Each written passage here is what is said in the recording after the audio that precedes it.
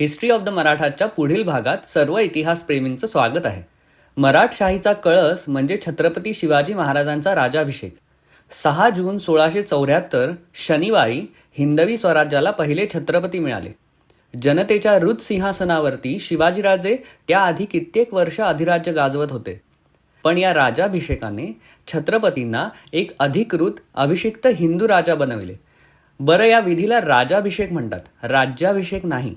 सर्वसामान्यपणे शिवाजी महाराज 6 जून 1674ला सिंहासनारूढ झाले म्हणजे हाच एक दिवस राजाभिषेक विधी होता अशी धारणा असते. पण शिवराजाभिषेक हा विधी 30 मे 1674ला सुरू होऊन 6 जून 1674 म्हणजे 8 दिवस सुरू होता. या पूर्ण धार्मिक विधीबद्दल सविस्तर माहिती गागा भट्टांनी शिवराजाभिषेक प्रयोगः या पोथीमध्ये दिलेली आहे. आजच्या आपल्या व्हिडिओत आपण शिवाजी महाराजांच्या राजाभिषेकात काय काय धार्मिक विधी करण्यात आले होते आणि त्यामागची कारणं काय होती ते पाहण्याचा प्रयत्न करूयात.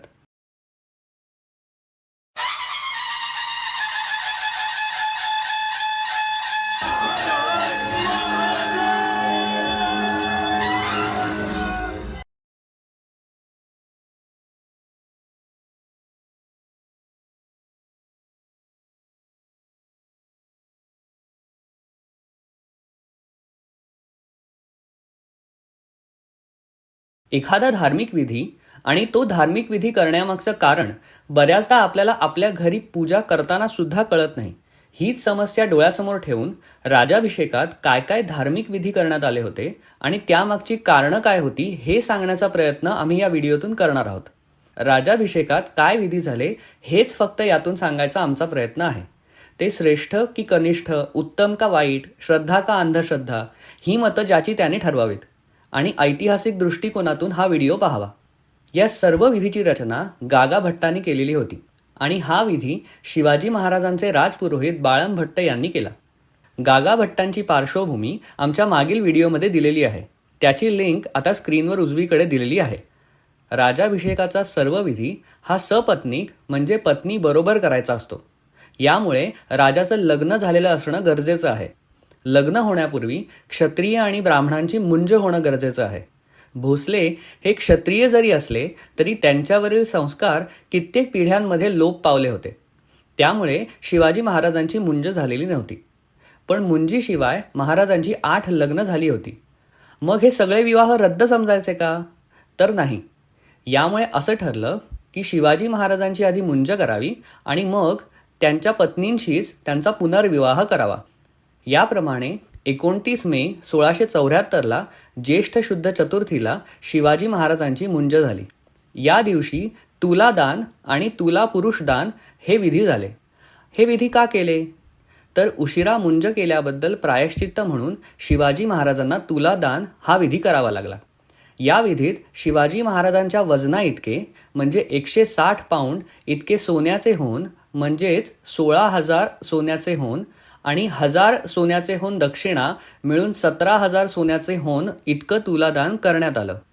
याशिवाय चांदी, तांबं, लोखंड, मसाले, धान्य या वस्तूंचंही तुलादान करण्यात आलं. मग तुला पुरुषदान म्हणजे काय? तर विष्णू भगवंताच्या सोन्याच्या मूर्तीचं दान. हे का करायचं?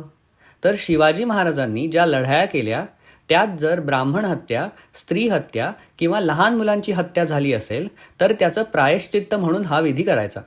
शिवाजी महाराजांनी दान केलेल्या या सोन्याच्या विष्णूच्या मूर्तीचं वजन 33 पाऊंड होतं. या दिवसानंतर पुढे राजाभिषेकाचा मुख्य विधी सुरू झाला. 30 मे 1674 ज्येष्ठ षष्ठी या दिवशी ऑक्झिंडेन म्हणतो त्याप्रमाणे महाराजांचे पट्टर आणि सोयराबाई आणि इतर 2 स्त्रियांबरोबर म्हणजे महाराजांच्याच पत्न्यांबरोबर सामंत्रक विवाह झाले. चौथ्या पत्नीशी महाराजांनी काही वैयक्तिक अडचणीमुळे नंतर 8 जूनला विवाह केला. म्हणजेच लग्नप्रसंगी महाराजांच्या 4 पत्नी जिवंत होत्या असं दिसतं.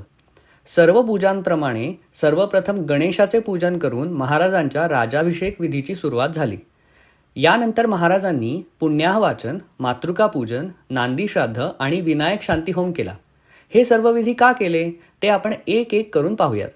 पुण्याहवाचनामध्ये वरुण देवाचे म्हणजेच पाणी जे समृद्धीचं प्रतीक मानलं आहे त्याची पूजा केली जाते. यावेळी जी कलश स्थापना होते त्या कलशात ब्रह्मा, विष्णू आणि महेश म्हणजे सर्व सृष्टी असल्याचं कल्पित करून त्या कलशाची पूजा केली जाते. मातृका पूजनात मातृका म्हणजे आई, देवी म्हणजेच स्त्री शक्ती ही या जगताची निर्माती आहे. मातृका पूजनात कुलदेवतेची म्हणजेच शिवाजी महाराजांची कुलदेवता तुळजाभवानी हिची पूजा करण्यात आली.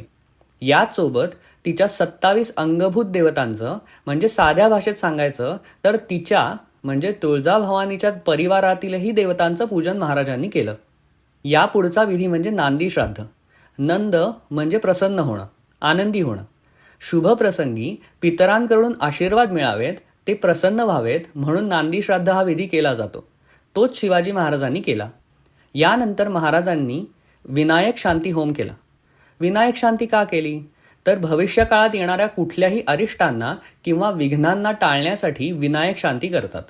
तसंच जर शुभ कार्यसमयी घरात कुठल्या निकटवर्ती नातलगाचं निधन झालं तरीही शांती करतात.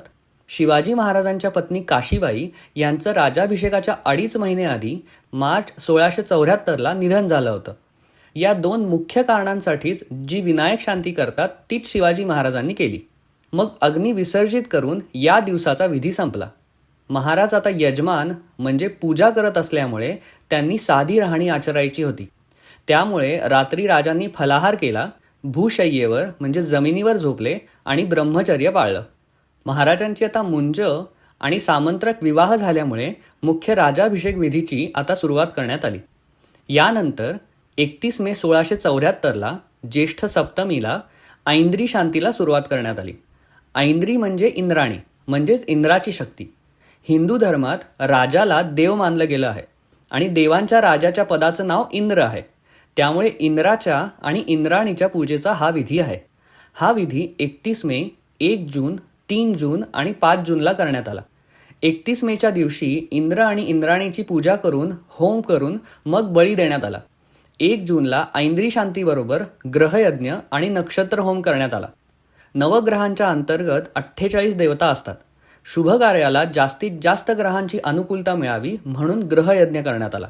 ग्रहांप्रमाणेच 27 नक्षत्रांची अनुकूलता लाभावी म्हणून नक्षत्र होम करण्यात आला. याशिवाय ब्राह्मणांना गाय, शंख आणि तूप हे दक्षिणा म्हणून देण्यात आलं. यापुढे 2 जूनला मंगळवार आणि नवमी हे दोन्हीही राजाभिषेकासाठी निषिद्ध असल्यामुळे हा दिवस भाकड गेला. म्हणजेच या दिवशी राजाभिषेकाच्या संबंधाने काहीच विधी केले गेले नाहीत. 3 जून 1674 ज्येष्ठ दशमीला सुद्धा ऐंद्री शांतीचीच पूजा करण्यात आली. 4 जून 1674ला ज्येष्ठ एकादशीला निऋतियाग करण्यात आला. यजमानाला म्हणजे शिवाजी महाराजांना बाहेरची बाधा अर्थात अघोरी बाधा, करणी बाधा, भूतबाधा होऊ नये म्हणून हा विधी करण्यात आला. यावेळी कृष्ण वस्त्र म्हणजे काळी वस्त्र परिधान करून काळ्या फुलांनी निऋतियाग करण्यात आला. मग स्नान करून शुक्ल म्हणजे पांढरी वस्त्र परिधान करून पुण्याहवाचन करण्यात आलं. 5 जून 1674 ज्येष्ठ द्वादशीला सर्वप्रथम ऐंद्री शांतीचा विधी संपवण्यात आला. मग राजांनी सहस्त्र ब्राह्मण भोजन केले. 5 जूनपासून ते 6 जून पहाटेपर्यंत मुख्य राजाभिषेक विधी 3 टप्प्यात करण्यात आला. हा विधी 5 जूनला सायंकाळी सुरू होऊन 6 जूनला पहाटेला संपला. यामुळेच इतिहासकारांमध्ये ज्येष्ठ द्वादशी का ज्येष्ठ त्रयोदशी, राजाभिषेकाचा दिवस शुक्रवार की शनिवार यामध्ये गोंधळ दिसून येतो. पण हा विधीच मुळात 5 जूनला संध्याकाळी सुरू होऊन 6 जून पहाटे संपल्यामुळे राजाभिषेकाचा मुख्य विधी हा शनिवारी पहाटे करण्यात आला. राजाभिषेक विधीमधील 3 टप्पे खालीलप्रमाणे: 1 राजाभिषेक, 2 सिंहासनारोहण आणि 3 राजदर्शन. राजाभिषेकाची सुरुवात पुन्हा एकदा गणेश पूजन, पुण्याहवाचन, मातृका पूजन, नांदी श्राद्ध आणि होमाने करण्यात आली. यानंतर मंडप पूजेनंतर 4 दिशांना प्रत्येकी 4 कुंभ ठेवण्यात आले. पूर्वेला 4 सुवर्ण कुंभ, पश्चिमेला 4 तांब्याचे कुंभ, उत्तरेला 4 मातीचे कुंभ आणि दक्षिणेला 4 चांदीचे कुंभ ठेवण्यात आले. या सगळ्या दिशांमधील 4 कुंभांमध्ये प्रत्येकी तूप, दूध, दही आणि पाणी भरण्यात आलं. हे पाणी सप्तगंगांचं म्हणजे 7 नद्यांचं होतं. पूर्वेच्या सुवर्ण कुंभातील एका कुंभात पाण्याऐवजी मध भरलं आणि मग या सगळ्या कुंभांच्या गळ्याला वस्त्रवेष्टन करण्यात आलं. यावेळी पूर्वेला मोरोपंत प्रधान हातात तुपाचा सुवर्ण कुंभ घेऊन उभे राहिले आग्नेय दिशेला अनाजीपंत छत्र घेऊन उभे राहिले. दक्षिणेला सेनापती हंबीरराव मोहिते दुधाने भरलेला चांदीचा कुंभ घेऊन उभे राहिले. नैऋत्येला त्र्यंबकपंत पंखा घेऊन उभे राहिले, तर पश्चिमेला रामचंद्रपंत दुधाने भरलेला तांब्याचा कुंभ घेऊन उभे ठाकले.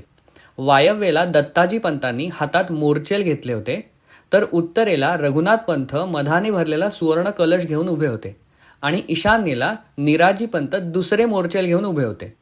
यावेळी हंबीररावांची मुंज न झाल्याने त्यांचे सेनापती म्हणून अधिकृत पट्टाबंधन करता आलं नाही.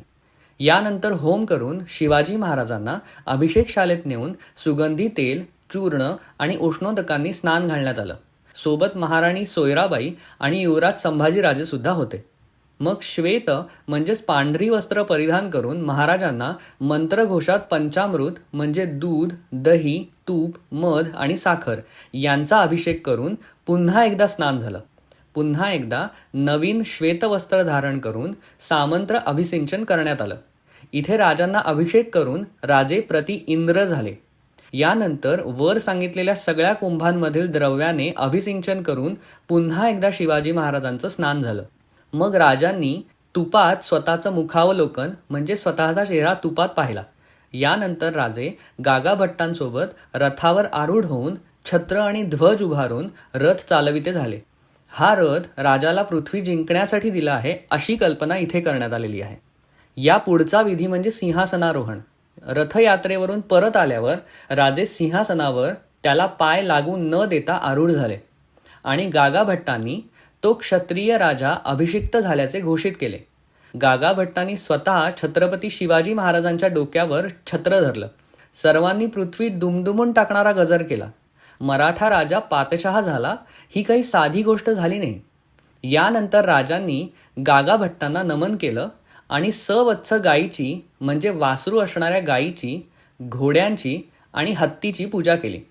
हत्तीवर बसून नगरास प्रदक्षिणा घालून देवाचे दर्शन घेऊन राजे स्वगृही गेले. येथे महाराजांना सर्वप्रथम सुवासिनींनी ओवाळलं. महाराजांनी सपत्नीक जिजाऊंचं दर्शन घेतलं. ज्या शिवबाला स्वराज्य उभं कर म्हणून लहानाचं मोठं केलं, संस्कार दिले, शिकवण दिली, तो शिवबा आज क्षत्रिय कुलावतंस छत्रपती शिवाजी महाराज झाला होता. आभाळाहून मोठा झाला होता. त्या माऊलीच्या आनंदाला पारावार उरला नाही.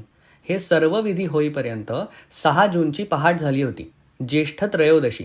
तिसरा विधी राजदर्शन. ऑक्झेंडनने म्हटल्याप्रमाणे सकाळी 7 ते 8 वाजण्याच्या सुमारास राजाभिषेकाचा तिसरा विधी राजदर्शन सुरू झालं. म्हणजेच यावेळी राजांनी लोकांना दर्शन दिलं म्हणून हे राजदर्शन. यावेळी मोरोपंत प्रधानांनी 8,000 सोन्याचे होन राजांच्या शिरावर अभिषेक म्हणून ओतले, तर निळोपंडितांच्या मुलाने 7,000 सोन्यांच्या होनांचा अभिषेक राजांना केला. यावेळी संभाजीराजे, मोरोपंत आणि गागाभट्ट सिंहासनाच्या पायरीवर बसले होते असा उल्लेख ऑक्झेंडनने केला आहे.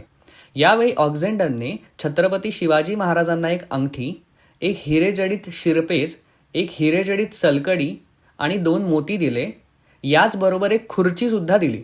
तर संभाजी महाराज जे युवराज झाले होते त्यांना 8 हिऱ्यांची एक अंगठी आणि 2 चकचकीत सलकडी दिली. याशिवाय मोरोपंत, अनाजीपंत आणि निराजीपंत यांना पण ऑक्झेंडनने काही नजराणे दिले. एकूण इंग्रजांनी 2,690 रुपये खर्च केला. आत्तापर्यंत भोसल्यांचे पुत्र हे केवळ जहागीरदार होत होते. आजच्या दिवशी हा पहिलाच भोसल्यांचा पुत्र अभिषिक्त राजा झाला, तर दुसरा पुत्र अभिषिक्त युवराज झाला. याच वेळी महाराजांनी राजाभिषेक शक सुद्धा सुरू केलं. राजा किती थोर बघा, त्याने शकाला आपलं नाव न देता राजाभिषेकाचं नाव दिलं. राजा शिवछत्रपती असं नाव असलेली तांब्याची आणि सोन्याची नाणी पाडण्यात आली. स्वराज्यासाठी भगवा ध्वजच ठरवण्यात आला. शिवाजी महाराजांनी राज्य व्यवहार कोश सिद्ध करायची आज्ञा रघुनाथ पंथांना दिली, ज्यात फारसी शब्द काढून त्या जागी संस्कृत शब्द योजण्यात आले. अष्टप्रधान मंडळाची फारसी नावं बदलून त्यांना संस्कृत नावं देण्यात आली. ती अशी: मुख्य प्रधान मोरोपंत पिंगळे, सेनापती हंबीरराव मोहिते, अमात्य रामचंद्र निळकंठ, सचिव अण्णाजी दत्तो, मंत्री दत्ताजी त्र्यंबक, सुमंत रामचंद्र त्र्यंबक, न्यायाधीश रावजी निराजी आणि पंडितराव रघुनाथ पंत. अशा प्रकारे छत्रपती शिवाजी महाराजांचा राजाभिषेक हिंदू धर्मातील सामंत्रक पद्धतीने अतिशय थाटामाटात पार पडला. मराठी जनतेच्या आनंदाला पारावार उरला नाही. ज्या राजांनी त्यांना स्वराज्य दिलं, त्यांचं रक्षण केलं, त्यांना त्यांचा स्वाभिमान परत दिला, असा त्यांचा लाडका राजा, जाणता राजा आज सिंहासनाधीश्वर झाला होता. शिवाजी महाराजांचा राजाभिषेक हा विधीच इतका स्फुरणदायक आहे की आजही हा विधी ऐकला की आपल्या अंगाचा रोम रोम हर्षित होऊन जातो.